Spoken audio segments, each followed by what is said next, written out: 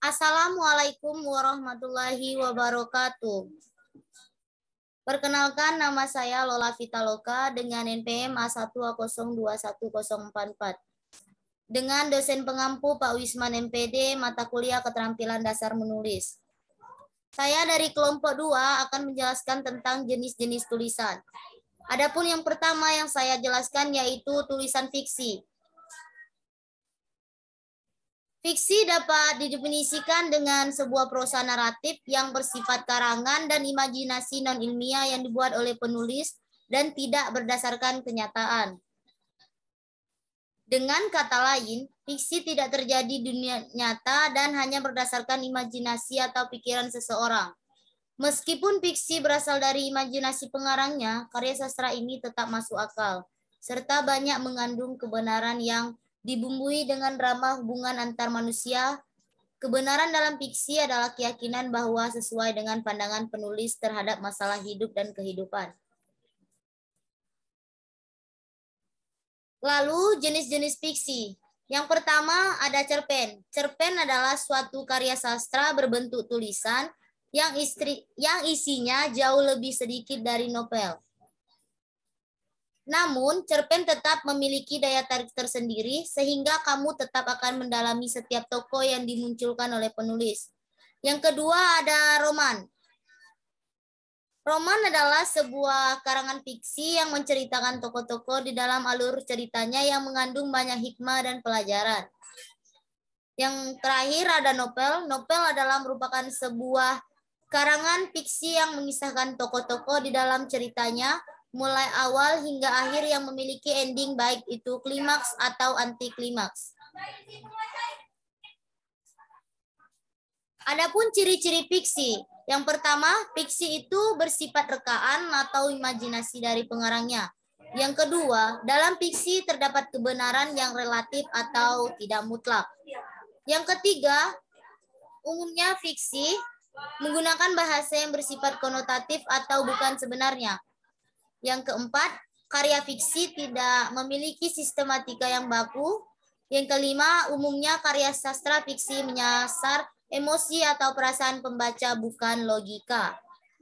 Yang terakhir, dalam karya sastra fiksi terdapat pesan moral atau amanat tertentu. Adapun contoh dari fiksi, yang pertama contoh fiksi novel, yaitu Ketika Cinta Bertasbih, diambil dari karya Habibur Rahman El-Shirazi. Yang kedua contoh fiksi roman, yaitu Petualangan Sherina. Yang ketiga contoh cerpen, Wasiat Kerinduan karya Tati Purwanti. Adapun yang saya bahas yang kedua yaitu tulisan non-fiksi. Pengertian dari tulisan non-fiksi adalah tulisan yang berisi informasi berdasarkan fakta atau kenyataan.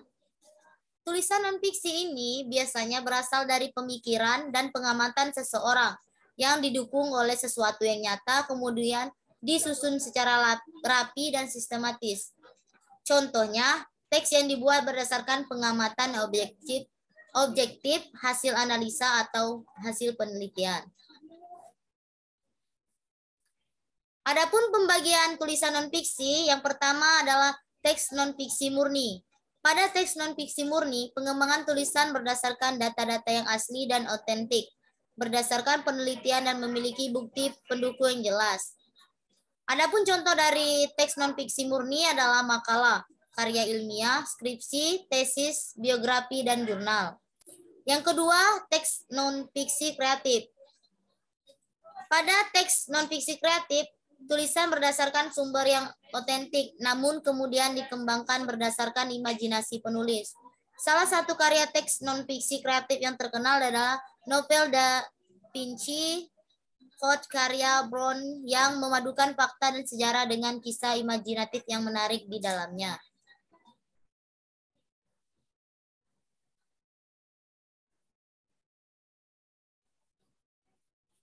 Adapun ciri-ciri dari tulisan non-fiksi, yang pertama, ide yang disusun secara jelas, logis, dan sistematis. Yang kedua, menyajikan informasi berdasarkan fakta yang ada. Yang ketiga, sumber rujukan yang jelas dan dapat dipertanggungjawabkan.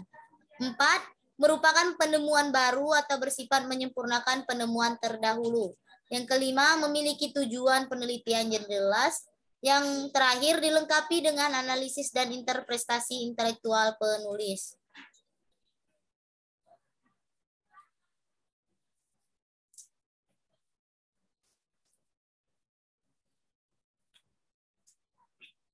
Yang ketiga, saya akan membahas tentang tulisan deskripsi. Adapun pengertian teks deskripsi adalah teks yang berisi gambaran suatu objek, tempat, atau peristiwa. Struktur teks deskripsi yaitu identifikasi, deskripsi, dan kesimpulan. Teks deskripsi digunakan untuk menggambarkan atau memberikan sesuatu hal. Teks ini berisi rangkaian paragraf yang membahas objek atau tempat, sehingga pembaca bisa melihat, mendengar, dan merasakan apa yang digambarkan oleh penulis.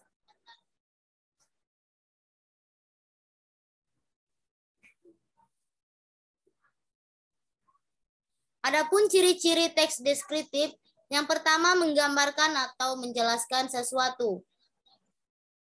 Yang kedua, penjelasan secara mendetail dan melibatkan panca indera.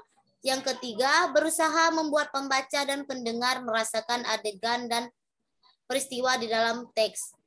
Yang keempat, melibatkan panca indera untuk membuat pembaca paham. Yang kelima, kalimatnya terfokus pada suatu hal sesuai penjelasan. Adapun struktur teks deskriptif, yang pertama identifikasi. Identifikasi adalah tahapan awal yang berisi gambaran umum terhadap objek yang ingin disampaikan oleh penulis. Misalnya mencari objek berdasarkan lokasi, sejarah, makna, nama, dan pernyataan umum. Yang kedua, deskripsi. Bagian kedua ini adalah berisi rincian tulisan berdasarkan tanggapan subjektif dari penulis. Misalnya menjelaskan apa yang dilihat, bagian, komposisi, warna, dan kesan penulis terhadap objek tersebut. Adapun yang ketiga yaitu kesimpulan. Kesimpulan merupakan tahap akhir yang berisi kesan umum penulis pada objek yang dideskripsikan. Bagian terakhir ini bersifat pilihan, boleh atau tidak.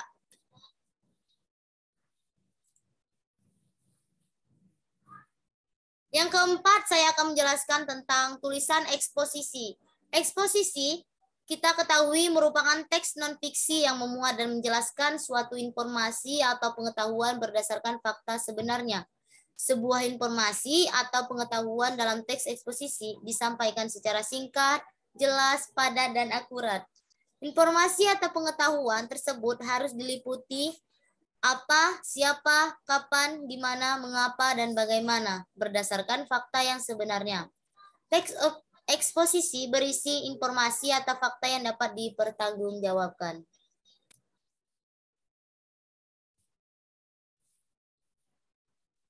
Adapun ciri-ciri teks eksposisi, yang pertama, menyampaikan informasi atau pengetahuan secara singkat, jelas, padat, dan lugas, berbahasa sesuai ejaan atau baku. Yang kedua, informasi atau pengetahuan berdasarkan kondisi sebenarnya, bersifat faktual. Yang ketiga, isi informasi atau pengetahuan mengandung unsur apa, siapa, di mana, kapan, mengapa, di mana. Adapun struktur teks eksposisi, yang pertama, pendahuluan atau tesis. Pendahuluan atau tesis yaitu disebut sebagai bagian gagasan utama di mana penulis menyampaikan inti atau informasi pengetahuan yang akan disampaikan. Yang kedua, penjelasan atau argumentasi. Nah, bagian kedua ini, penulis menjabarkan latar belakang pemilihan gagasan utama berdasarkan fakta yang memperkuatnya. Yang ketiga, penegasan ulang atau simpulan. Pada bagian terakhir ini, struktur ini merupakan struktur penutup. Pada bagian ini, penulis menuliskan kembali simpulan secara singkat dan jelas. Adapun pola penyusunan teks eksposisi, yang pertama pola deduktif. Pola deduktif diawali dengan keterangan atau gagasan secara umum di awal teks atau paragraf awal, kemudian dijelaskan secara khusus di paragraf berikutnya. Yang kedua, pola induktif. Pola induktif yaitu diawali dengan keterangan atau gagasan secara khusus, kemudian dilanjut dengan keterangan secara umum. Yang ketiga, pola perbandingan. Pola perbandingan disusun dengan informasi atau pengetahuan di dalamnya berdasarkan perbandingan tertentu. Yang keempat, pola ilustrasi. Pada pola ilustrasi ini, berarti informasi atau pengetahuan dijabarkan dengan cara memberikan ilustrasi. Hal ini dapat kita lakukan lebih mudah memahami informasi yang disampaikan.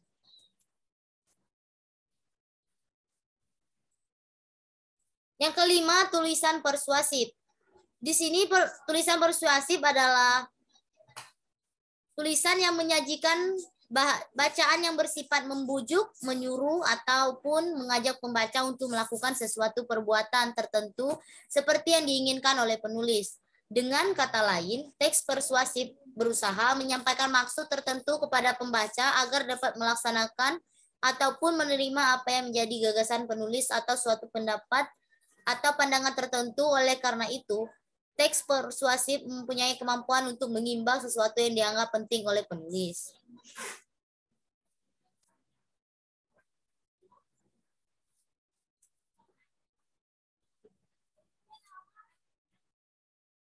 Adapun ciri-ciri teks persuasif, yang pertama, disusun dengan kalimat-kalimat yang mengandung berisi fakta sehingga mempengaruhi isi kalimat yang bersifat mengajak ataupun membujuk pembaca. Yang kedua, berisi makna yang bersifat mendorong dan mempengaruhi terhadap suatu hal kepada pembaca. Yang ketiga, bacaan yang digunakan dalam teks persuasif bersifat provokatif yang disampaikan dengan gaya bahasa yang menarik agar sanggup mendapatkan antusias pembaca. Yang keempat, penjelasan yang disampaikan dikemas menarik mungkin agar diterima dengan baik kepada pembaca. Yang kelima, untuk menghasilkan kesepakatan atau penyesuaian terhadap pandangan penulis yang menghasilkan kepercayaan penulis dengan pembaca. Adapun jenis-jenis teks persuasif yaitu yang pertama, persuasif politik. Persuasif politik adalah bertujuan untuk mempengaruhi pembaca untuk mengikuti atau memilih pilihan politik tertentu, termasuk partai politik. Yang kedua, persuasif pendidikan.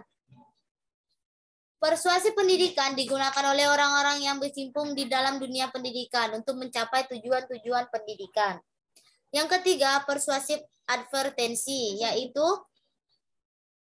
memiliki tujuan komersil. Teks ini pada umumnya digunakan oleh perusahaan dalam rangkaian mempromosikan produk yang dijualnya dengan harapan agar pembaca membeli dan memberikan testimoni.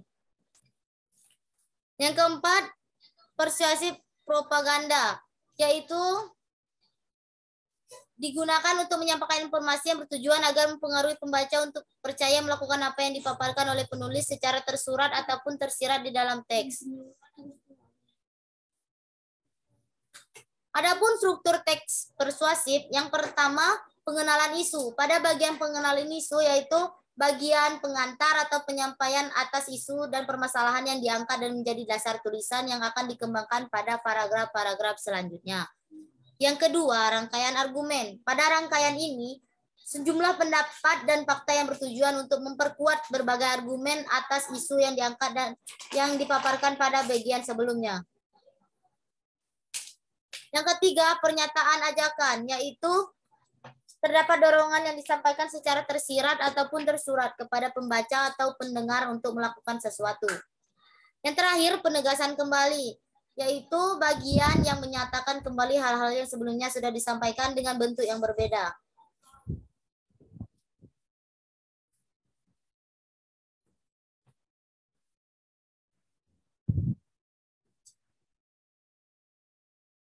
Yang keenam, di sini saya akan menjelaskan tentang tulisan argumentasi. Tulisan argumentasi dapat diartikan sebagai tulisan yang ditulis berdasarkan alasan, bukti, dan fakta yang terjadi.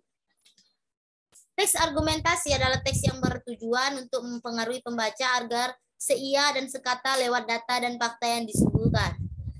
Teknis penulisan teks argumentasi agar mempengaruhi pembaca ditulis secara kritis dan logis. Adapun caranya yaitu dengan membaca buku, melakukan penelitian, wawancara, dan masih banyak lagi. Adapun ciri-ciri dari teks argumentasi, yang pertama, memberikan penjelasan mengenai gagasan, pendapat, atau keyakinan yang ditulis oleh penulis. Yang kedua, memerlukan fakta yang dilengkapi dengan data yang valid. Yang ketiga, berisi mengenai teks yang memberikan pendapat tapi adanya data yang jelas. Yang keempat, adanya sumber yang dapat dipertanggungjawabkan, hasil penelitian dan bahan bacaan yang telah tervalidasi. Adapun jenis teks argumentasi, yang pertama, paragraf argumentasi sebab akibat adalah jenis paragraf yang ditulis berdasarkan pada data-data yang menyebabkan isu atau tema yang dibahas itu lahir. Kemudian, yang kedua, paragraf argumentasi akibat sebab, yaitu kebalikan dengan paragraf argumentasi sebab akibat. Yang ketiga, paragraf argumentasi persamaan, yaitu argumen yang dituliskan dengan cara mengemukakan prinsip persamaan sebelum mengambil keputusan. Yang keempat, paragraf argumentasi perbandingan, yaitu menuliskan fakta dan data dengan cara membandingkan. Yang kelima, paragraf autoritas, yaitu paragraf yang didasarkan pada pendapat dari orang terkenal atau orang yang memiliki keahlian tertentu. Yang terakhir, paragraf kesaksian, yaitu yang ditulis berdasarkan pada kesaksian seseorang terhadap isu yang diangkat. Adapun struktur teks argumentasi, yang pertama, pendahuluan. Pendahuluan adalah bagian penulis hal yang menarik dari tema atau tulisan yang akan dibahas. Yang kedua, tubuh argumen. Dalam tubuh argumen ini bisa melakukan eksplorasi penulisan, menyampaikan pendapat kamu yang disesuaikan dengan data, fakta, dan alur yang logis. Yang ketiga, kesimpulan. Pada bagian akhir ini tidak jauh berbeda dengan teks argumentasi, penulisan pada penulisan yang lain. Kesimpulan dapat kita tulis menggunakan bahasa yang singkat, padat, dan jelas. Yang ketujuh, saya akan menjelaskan tentang tulisan narasi. Adapun tulisan narasi menurut Kamus Besar Bahasa Indonesia, narasi adalah cerita atau teks deskripsi sebuah kejadian atau peristiwa. Jadi, kesimpulannya, teks narasi adalah teks yang menyampaikan sebuah cerita berupa rangkaian peristiwa yang terjadi. Peristiwa yang diceritakan bisa benar-benar terjadi atau hanya hayalan penulisnya. Narasi umumnya dibuat dengan tujuan menghibur pembaca dengan pengalaman estetis lewat kisah dan cerita fiksi atau non-fiksi. Contoh cerita narasi yaitu cerpen, novel, atau kisah inspiratif dari kehidupan seseorang. Nah, ciri-ciri dari teks narasi adalah yang pertama, teks berisi tentang cerita, kisah, dan peristiwa tertentu yang menggunakan gaya bahasa naratif. Yang kedua, cerita memiliki alur yang jelas dari awal hingga akhir cerita. Yang ketiga, terdapat suatu peristiwa maupun konflik. Yang keempat, memiliki unsur-unsur pembentuk berupa tema, latar, alur, karakter, dan sudut pandang. Yang kelima, terdapat unsur rangkaian waktu dan informasi. Yang keenam, menonjolkan unsur tindakan dan perbuatan. Ketujuh, terdapat latar suasana, tempat, dan waktu. Kedelapan, mempunyai tokoh perwatakan yang jelas. Dan yang terakhir, memakai urutan waktu dan tempat yang saling berhubungan. Adapun jenis dari teks narasi, yang pertama, narasi informatif atau ekspositoris. Merupakan karangan yang tujuannya untuk menyampaikan informasi dengan tepat tentang sebuah peristiwa.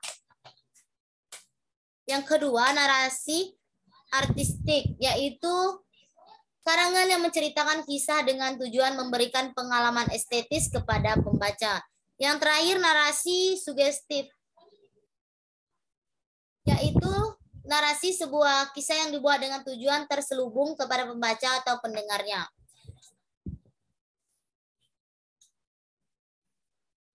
Adapun struktur dari teks narasi, yang pertama, orientasi.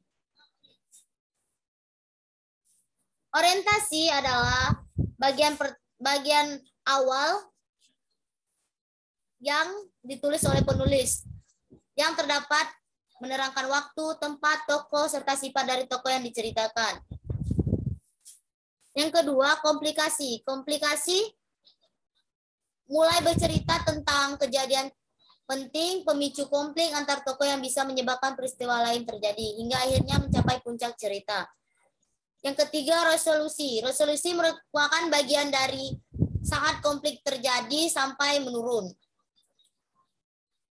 Yang keempat, reorientasi, yaitu bagian penutup cerita yang berisi pesan moral yang bisa dipetik dari kisah tersebut.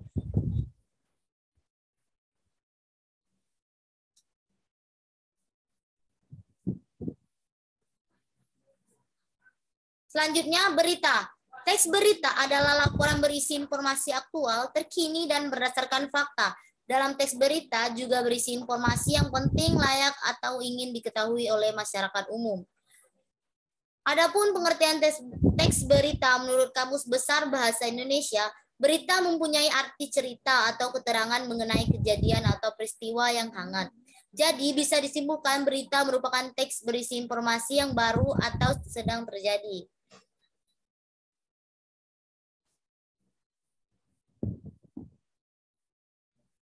Adapun ciri-ciri dari teks berita, yang pertama faktual, yang kedua aktual, ketiga unik dan menarik, keempat berpengaruh bagi masyarakat luas, kelima objektif, keenam terdapat waktu dan tempat kronologi kejadian, ketujuh bahasa baku sederhana dan komunikatif, kedelapan pada umumnya berita berisi tulisan yang menggunakan bahasa baku sesuai Puebi. Adapun struktur berita, yang pertama kepala berita.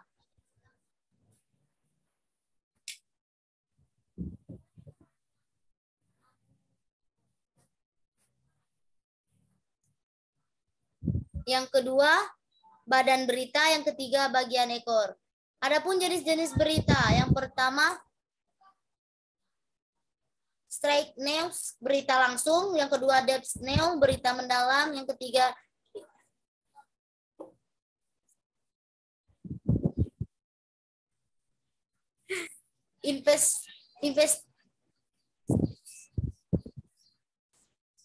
investigation news, berita investigasi, yang keempat interpretatif news, berita interpretatif, yang kelima opinion news, berita opini.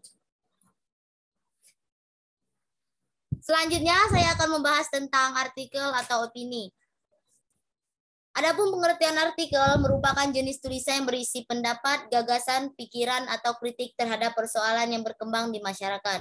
Biasanya ditulis dengan bahasa ilmiah populer. Intinya, artikel opini adalah tulisan yang berisi pendapat penulis tentang data, fakta, fenomena, atau kejadian tertentu dengan maksud dimuat di surat kabar atau majalah. Adapun ciri teks artikel opini, yang pertama fakta. Berikut adalah ciri-ciri fakta. 1. Merupakan suatu kebenaran umum. 2. Menyertakan bukti berupa data-data yang akurat. 3. Mengungkapkan peristiwa yang benar-benar terjadi. Kedua, opini berikut adalah penanda-penanda opini dalam suatu paragraf. Yang pertama, menggunakan kutipan kata-kata seseorang. Biasanya ditandai dengan adanya tanda baca. Yang kedua, menggunakan sudut pandang penulis dalam bentuk penafsiran terhadap fakta. Yang ketiga, menggunakan kata yang tidak pasti, mungkin, rasanya, dan lain-lain. Yang keempat, menggunakan kata yang bertujuan menyampaikan sesuatu. Contohnya, sebaiknya, saran, pendapat, dan lain-lain. Adapun struktur teks artikel opini, yang pertama, pernyataan pendapat. Berisi tentang pernyataan pendapat, berisi tentang topik yang akan dikemukakan. Yang kedua, argumentasi, berisi tentang beberapa argumentasi tentang pendapat atau pandangan penulis terhadap masalah yang dikemukakan. Yang ketiga, pernyataan ulang pendapat. Di sini berisi penegasan kembali pendapat yang telah dikemukakan agar pembaca yakin dengan pandangan atau pendapat tersebut. Selanjutnya saya akan membahas dengan fiktur. Fiktur adalah salah satu jenis tulisan jurnalistik berisi perpaduan berita dan opini, mengandung human interest dan bergaya penulisan sastra secara bahasa. Fiktur yaitu karangan tentang sesuatu yang tidak memberikan berita faktual tetapi ditulis dengan gaya menarik dan terperinci. Adapun jenis-jenis fiktur yaitu fiktur berita, Yang kedua, faktor artikel. Yang ketiga, faktor human interest. Yang keempat, faktor sidebar. Yang kelima, faktor biografi. Yang keenam, faktor profil. Ketujuh, faktor perjalanan. 8, faktor penjelasan. 9, faktor sejarah. 10, faktor musiman. 11, faktor tren. 12, faktor tips. 13, faktor ilmiah. 14, faktor promosi. Adapun struktur faktor 1 yaitu judul, yang kedua teras, yang ketiga break atau jembatan antara lead and body, yang keempat tubuh tulisan, yang kelima penutup. Adapun karakteristik dari faktor yang pertama kreatif, yang kedua subjektif, yang ketiga informatif, yang keempat menghibur, yang kelima awet. Selanjutnya saya akan membahas tentang kolom. Yang dimaksud kolom dalam konteks tulisan jurnalistik atau di media adalah tulisan opini atau artikel khusus. Dalam literatur jurnalistik, pengertian kolom dapat juga disebut tulisan opini yang isinya hanya pendapat subjektif penulis tentang suatu peristiwa atau masalah. Isi tulisan kolom mengedepankan opini ketimbang fakta. Tulisan kolom biasanya dimuat di sebuah rubrik khusus di media massa. Adapun struktur tulisan kolom tidak mempunyai struktur tertentu. Misalnya ada bagian pendahuluan, ada isi, dan ada penutup. Tetapi tulisan kolom biasanya langsung berisi tubuh tulisan, yaitu berupa pengungkapan pokok bahasan dan pendapat penulisnya tentang masalah tersebut. Judul kolom pun biasanya singkat saja, bahkan dapat hanya satu kata. Biasanya dalam tulisan kolom terdapat foto penulis. Kolom biasanya ditulis dengan gaya yang sangat ringan dan diselingi humor, walaupun masalahnya sangat serius. Lalu saya akan menjelaskan tentang tajuk rencana. Tajuk rencana adalah ulasan penulis terhadap isu yang sedang hangat di masyarakat secara menyeluruh. Jenis tulisan non-fiksi yang satu ini biasa kita ketemui di surat kabar ditulis oleh pemimpin redaksi ataupun editor media tersebut. Karena umumnya ditulis di surat kabar dan dilakukan oleh sang editor, tajuk rencana dikenal pula dengan sebutan editorial. Isi dari tajuk rencana ini merupakan gabungan dari fakta yang ada di lapangan serta opini dari sang penulis. Tujuan dari penulisan adalah untuk menginformasikan, menyimpulkan, dan jika mampu, memberikan solusi atau permasalahan yang sedang diperbincangkan. Pengupasan isu secara menyeluruh dimaksudkan juga untuk mempengaruhi para pembaca agar ikut berpikir soal topik tersebut. Karena hal itu pula selalu ditampilkan masalah secara kronologis agar pembaca yang belum mengetahui persoalannya juga dapat mengerti dan dapat terlibat dalam pemikiran yang disampaikan. Adapun jenis-jenis tajuk rencana, yang pertama tajuk rencana yang bersifat memberikan informasi semata. Yang kedua, tajuk rencana yang bersifat menjelaskan. Yang ketiga, tajuk rencana yang bersifat memberikan argumentasi. Yang keempat, tajuk rencana yang bersifat menjuruskan timbulnya aksi. Yang kelima, tajuk rencana yang bersifat jihad. Yang keenam, tajuk rencana yang bersifat membujuk. Ketujuh, tajuk rencana yang bersifat memuji, dan yang terakhir tajuk rencana yang bersifat menghibur. Adapun ciri-ciri dari tajuk rencana, yang pertama berisi ulasan masalah secara kronologis. Yang kedua, mengandung opini dari sang penulis. Yang ketiga, menyampaikan saran yang dianggap dapat menjadi solusi atau topik masalah yang sedang diulas. Adapun struktur tajuk rencana, yang pertama judul, yang kedua latar belakang masalah, ketiga persoalan, 4 opini, 5 saran, dan yang terakhir kesimpulan. Selanjutnya saya akan menjelaskan tentang advertorial. Adapun pengertian advertorial menurut Kamus Besar Bahasa Indonesia berarti iklan yang berupa berita, bukan gambar atau poster. Advertorial merupakan salah satu bentuk periklanan yang ada di media massa dengan menggunakan gaya bahasa jurnalistik. Tulisan advertorial adalah iklan, hanya saja berbeda dengan iklan display. Pada dasarnya, advertorial terkesan sebagai suatu berita sebagaimana dalam surat kabar atau majalah pada umumnya. Adapun jenis-jenis advertorial, yang pertama, advertorial produk. Dalam penulisannya, membahas mengenai produk-produk apa yang saja ingin disajikan ke masyarakat. Yang kedua, advertorial jasa. dalam penulisannya menjanjikan jasa yang ditawarkan pada khalayak. Yang ketiga, advertorial korporat atau perusahaan dalam penulisannya membahas mengenai keberadaan dan kegiatan suatu perusahaan atau instansi yang bersangkutan. Lalu yang terakhir, advertorial pemerintahan. Dalam penulisannya membahas tentang kegiatan di bidang pemerintahan atau potensi suatu daerah.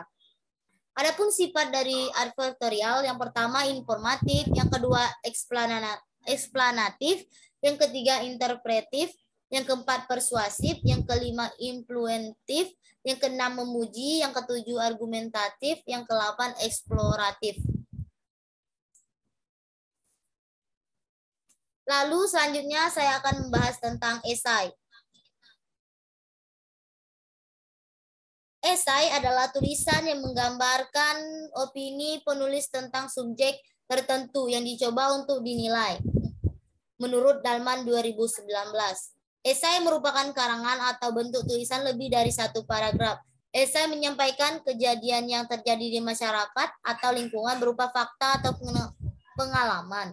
Esai juga berisi pendapat atau pandangan penulis tentang hal yang dibicarakan, sehingga bersifat argumentasi dan subjektif.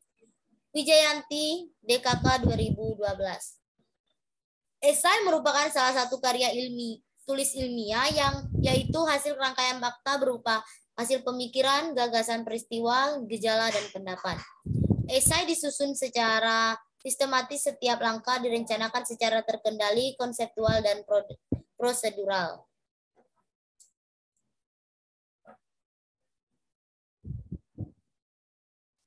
Adapun struktur dari esai, yang pertama pendahuluan.